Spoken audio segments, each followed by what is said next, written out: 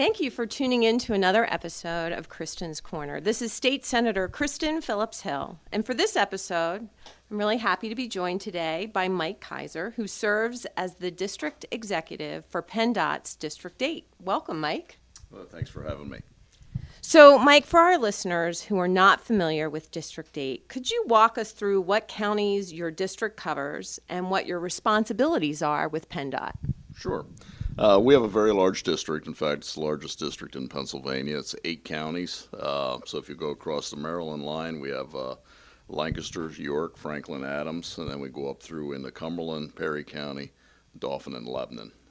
And with my position as a district executive, I have all the disciplines underneath us. So, our maintenance activities, construction activities, our design staff, administration, human resources. We have a large district, about 1,100 employees, and a lot going on every day. Well, I think to get a better idea of the size of PennDOT compared to other states, District 8 is responsible for more mileage of roads and highways than all of Maryland's transportation department. Am I correct? Yeah, it's very close. If you look at the state miles of roads that Maryland maintains, it's very, very close to the number of miles that we have here just in District 8.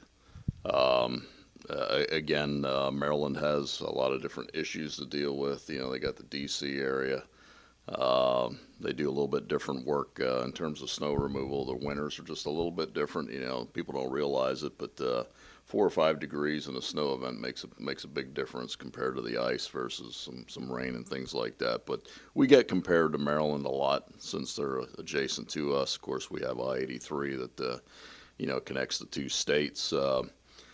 But we are very different.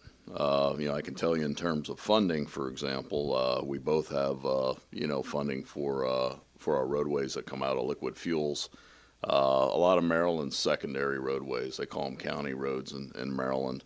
A lot of those facilities are paid for, as I understand, out of the property taxes. Same way with Baltimore City. So, I think it's pretty fair to say that the cost of living is a little bit higher in Maryland. But with those 2 mechanisms, they are able to probably invest a little bit more per mile than we do here in Pennsylvania because we're just such a large state. So, again, Pennsylvania has over 40,000 miles of state-owned roadways. I believe Maryland's around 6, which is just around the number that we have here in District 8. Right. Well, and I can tell you if there's one thing that I know that I will probably hear from the folks in the 28th District about is, please, whatever you do, don't raise our property taxes to fund anything else. Our property taxes are high enough. So let's transition and talk about some of the higher profile projects that we have in York County, like Exit 18, the Mount Rose Interchange, Exit 4, the Shrewsbury Interchange, and I know there are many other projects along Interstate 83, including a widening project, and some other updates to various interchanges. So if you could talk to us about the Mount Rose interchange, I can tell you that it's a cause of great consternation, frustration. People have construction fatigue. It's gone on too long. It's been over budget. I know you and I have had so many conversations over the past couple of years about that interchange. Folks in York County want to know when it's going to be done, and what we can expect. And I do know, and I need to preface this by saying, I understand that we are currently in litigation, the state and the construction company who's been working on that interchange. So I understand there are some legal constraints. I know when I talk, I don't want to do anything that could potentially imperil the state's case. But if you could give them an update, I'd really appreciate it. Sure. Well, again, we can talk about Mount Rose, and then from there, we can talk about other projects that have gone better. First of all, I think it's important to let your listeners know that in general, I talked at the Rotary Club a few weeks back, and in our district in 2017 and 2018, we completed 142 construction projects.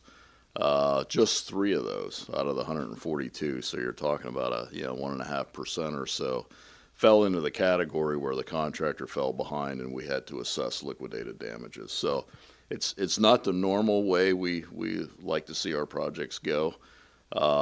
This is a high profile project. It was bid somewhere around $58 million. It's right in the middle of York County. Of course, interchange with I-83, which is very important. And occasionally, unfortunately, a job of this size does tend to go sideways. There were a lot of different issues. There's a lot of posturing right now in terms of litigation, in terms of really working out the numbers. PennDOT and the contractors very far apart, and we still have a lot of work to do. So there's a likelihood, very strong likelihood, that litigation process really will follow the construction itself, and sometimes that can take years. We didn't give up hope yet. I've had several sessions with the contractor to try to work out some reasonable numbers, but it's really, at the end of the day, it's really not fair to the residents here in York County that's had to put up with this. I'm not going to get into the significant delays other than to say there have been significant delays. We're going to continue to argue back and forth on who was the cause of those delays. The other thing I think it's important to let everyone know is, PennDOT sets the duration of a contract. So we'll go into a project, based on the size of it, specifics. We set X number of calendar days that the contractor needs to get the job done. How the contractor does the work, that's what we refer to as means and methods, is really up to that individual contractor. And, when you bid a project like this, you're going to have 7 or 8 different contractors that bid on this work, and each one of them plans and does that job differently. So PennDOT cannot insert themselves into given a direct order, for example, saying you take all your staff and you go over to this bridge. That's a trap we can't fall in as an agency, because the contractor will use that against us on any contract, not just here at Mount Rose, but any contract. They'll say, hey, if there's delays later on, PennDOT, you told us you wanted it done in that order, and now we end up holding the bag. So again, we're going to continue to press forward on this. I've told the folks down here I'd really like to see this job, I use the term substantially complete by the end of 2019. I can tell you it's still going to be a heavy lift just to get to that point. And what that really means is we'd like to see traffic in the final lane configuration by the end of this calendar year. Clearly, the schedule right now would show that the following spring, the contractor is still going to have to come back and pave. But I will say today, there's still a lot that has to fall into the right place to make that happen. So now here's another issue too. I think it's important for the listeners. Our options here are limited. So if you're not happy, if you hire someone to do your home, fix your house, and you're not happy with it, you hired the contractor. You get to change the contractor. If any contract that PennDOT has, if it got to that point where we'd find the contractor in default, we'd actually have to repackage the whole project and rebid the project. And that would in itself, on a job of this size, that would probably put everything aside for, I'd say, 9 months at least, where there's absolutely no work going on. So again, I'd like to apologize for everyone here in York County. It's not the way we like to do business. I'm sure the contractor had different ideas when he submitted the bid. He didn't really expect to find himself where he's at.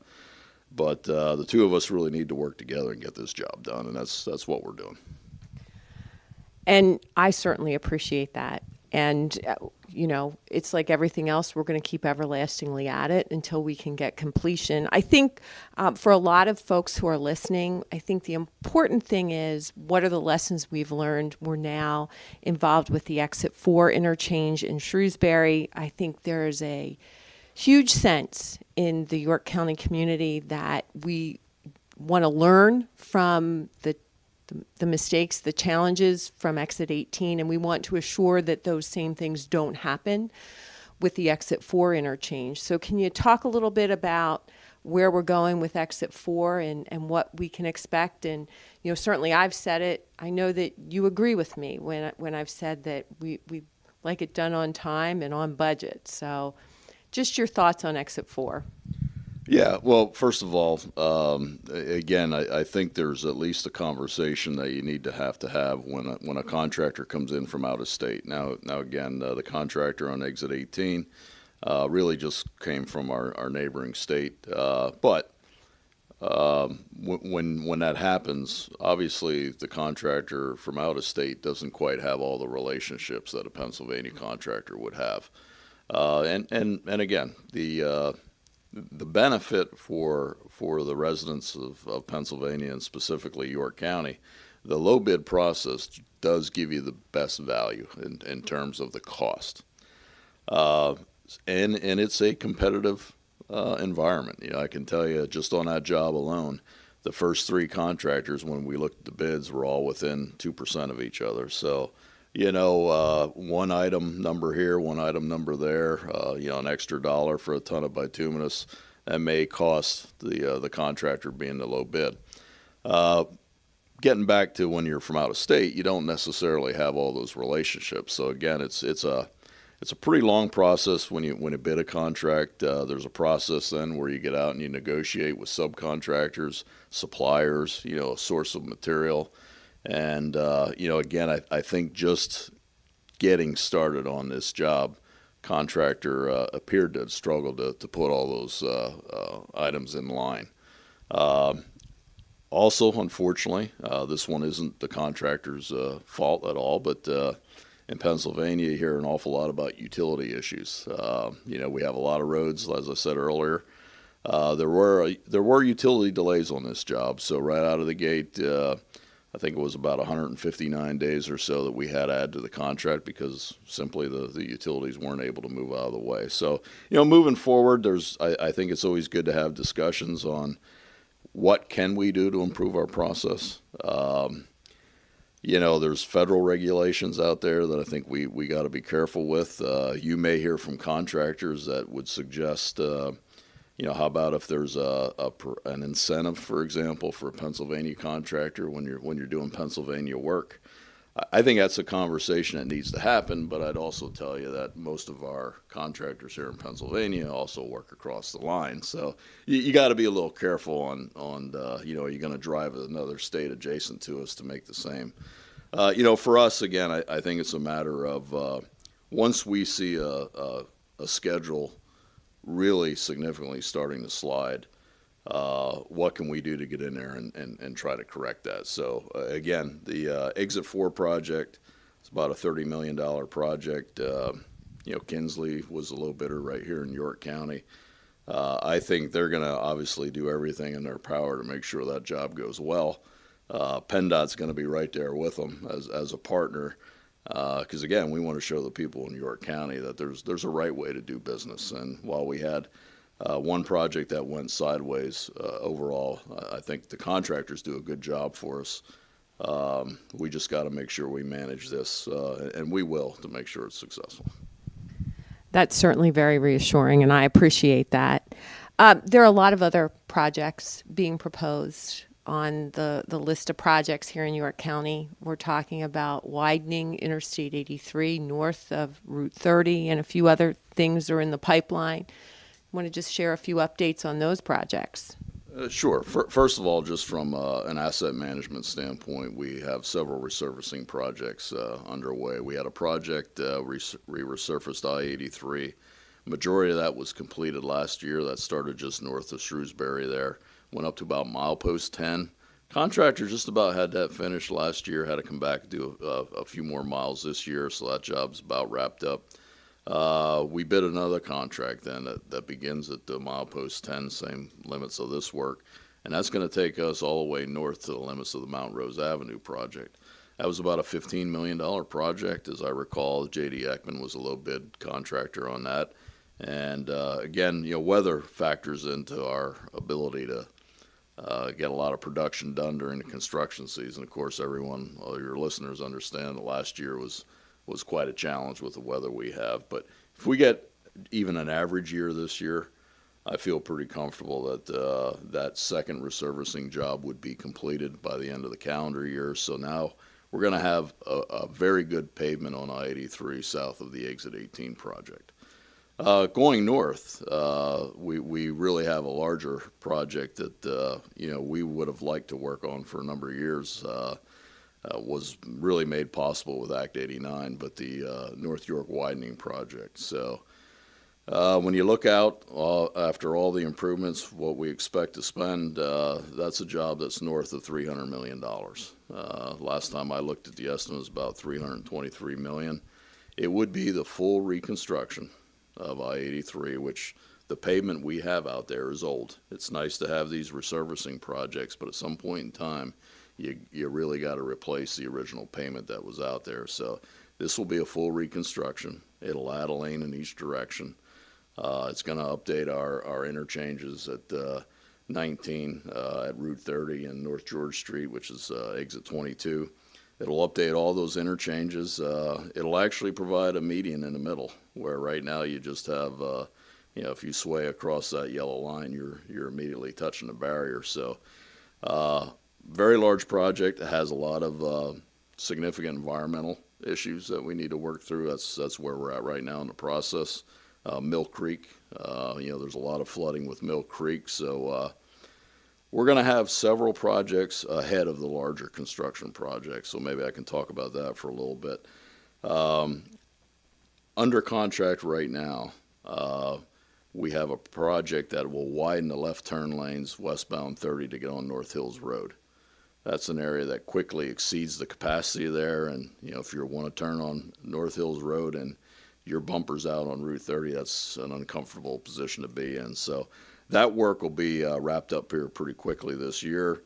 June of this year, we will bid a project to add a lane to North Hills Road itself.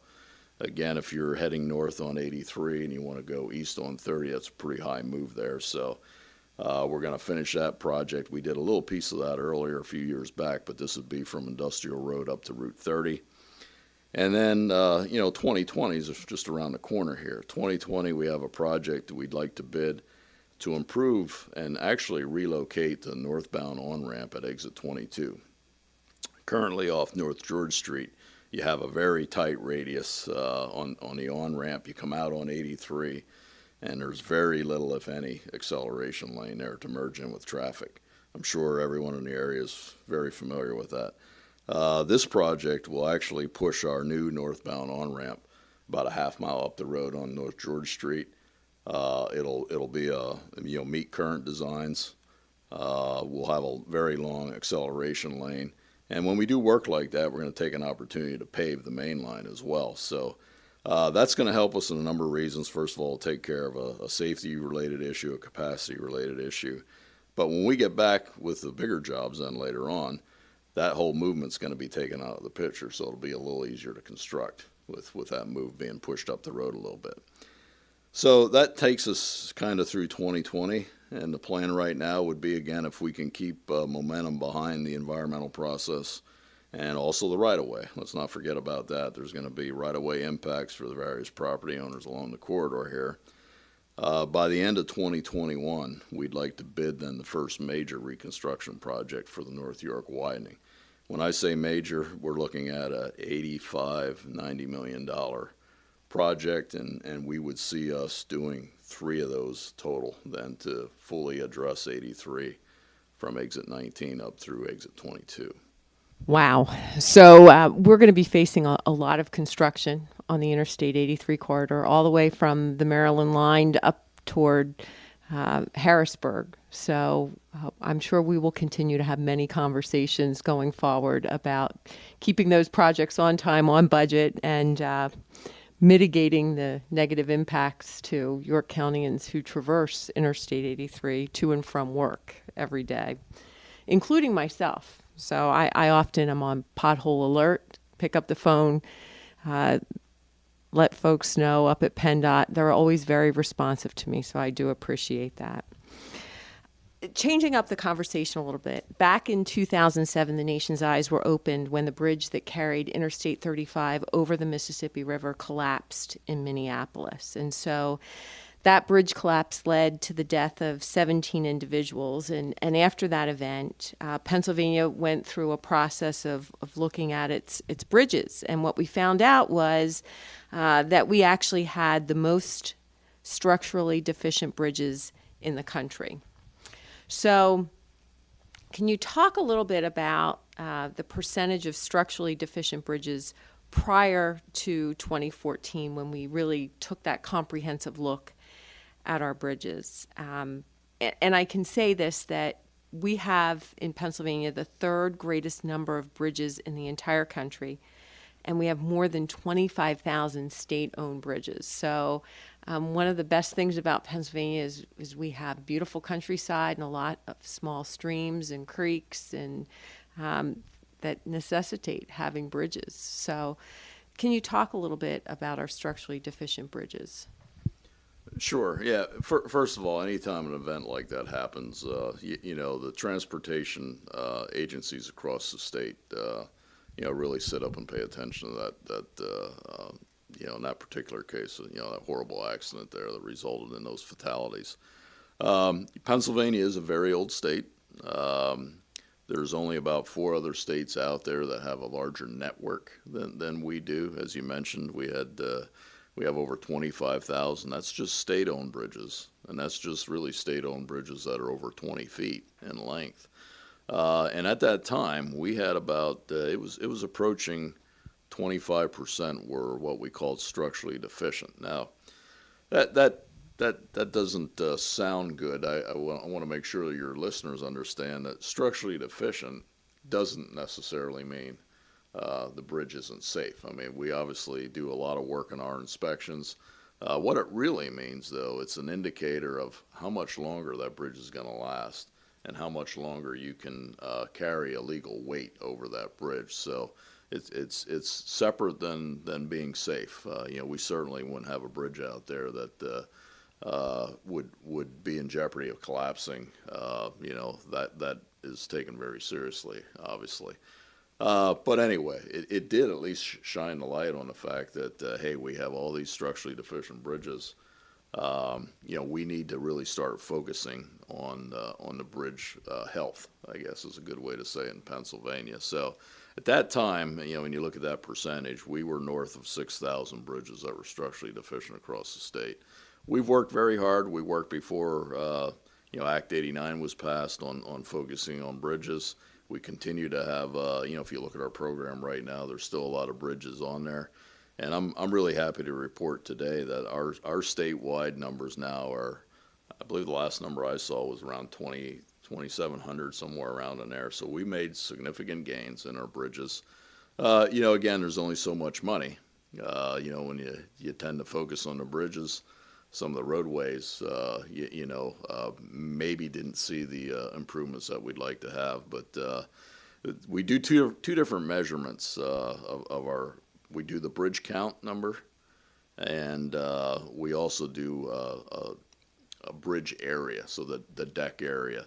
And right now, our deck area in District 8, we got that down under 5%, which is really tremendous. And again, I want to thank all the industry folks out there, for their help on that, because that's definitely a combined effort between PennDOT and the contractors to do that. So that's good news. Again, I'm sure some of your listeners probably were faced with a situation where maybe they had to go out of their way in a detour, especially business owners and things like that. If you have any kind of dairy farmer, anybody in the agricultural industry, whatever it is, if you had to go out of your way because a bridge was posted, you're spending more money.